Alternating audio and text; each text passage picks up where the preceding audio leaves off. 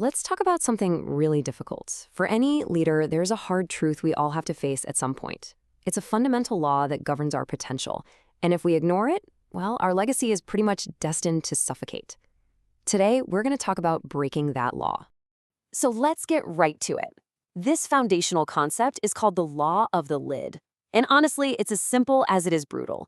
Your leadership ability right now is the absolute ceiling for your entire organization. Your team, your mission, your vision, none of it can ever grow beyond you. You are the lid.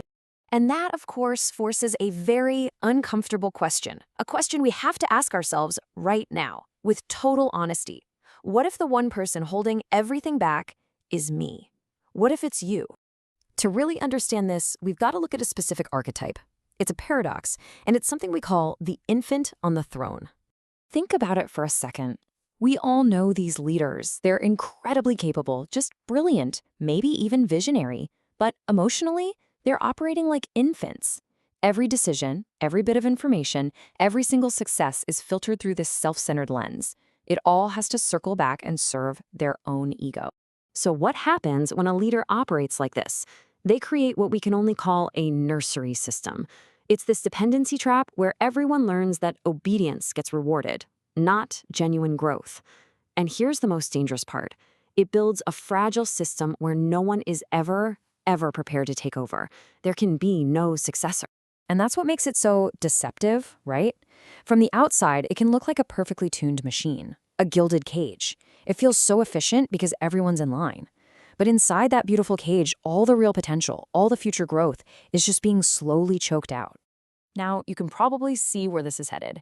The problem starts to spread, and the very foundation of the organization begins to rot from the inside out. This is the inevitable price you pay for that kind of control. The whole structure begins to warp. It's no longer about the mission. Instead, it becomes entirely dependent on the leader's personality, their charisma, their presence. The roots of the organization, they're not drawing life from the rich soil of the mission anymore. They're just tangled around the persona of one single person. Here is the ultimate red flag. This is the final test. If a leader leaves and the organization completely collapses or splinters into factions, that's all the proof you need. It proves the roots were never actually in the ground to begin with. The whole thing was just an extension of one person's ego. It really forces you to ask another tough question. For any leader who operates this way, who needs that level of constant control, what is the real price you're paying for it? What kind of future are you sacrificing on that altar? This brings us to a defining choice, a real turning point, not just for the organization, but for the leader's own soul. The question is, are you a peacock or are you a phoenix? This comparison lays it all out, doesn't it? The peacock leader, they thrive on attention. Their legacy is all about their own personal brilliance. They create followers. But the phoenix, totally different. They thrive on igniting a fire in others. Their legacy isn't what they did, it's who they raised up. They don't create followers, they create other leaders.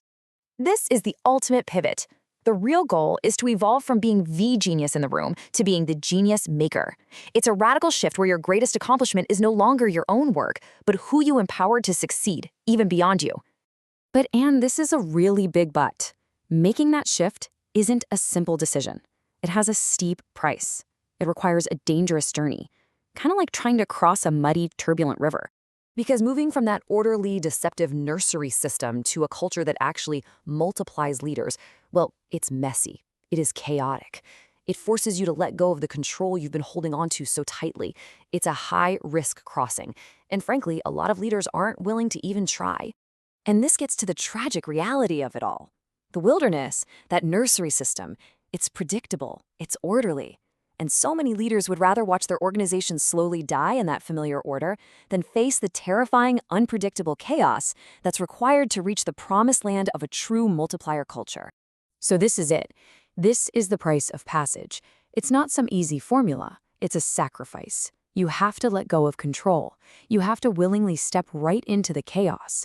You have to risk the entire orderly past you built. And only then can you achieve a legacy that actually outlasts you. Which brings us to the final and most important question. I want you to look at your leadership, at the system you've actually built. When you're gone, what's going to be left behind? An ornate tomb dedicated to your memory? Impressive, sure, but cold and lifeless? Or a lasting fire, passed from one leader to the next, burning even brighter long after your name has been forgotten? The choice is yours.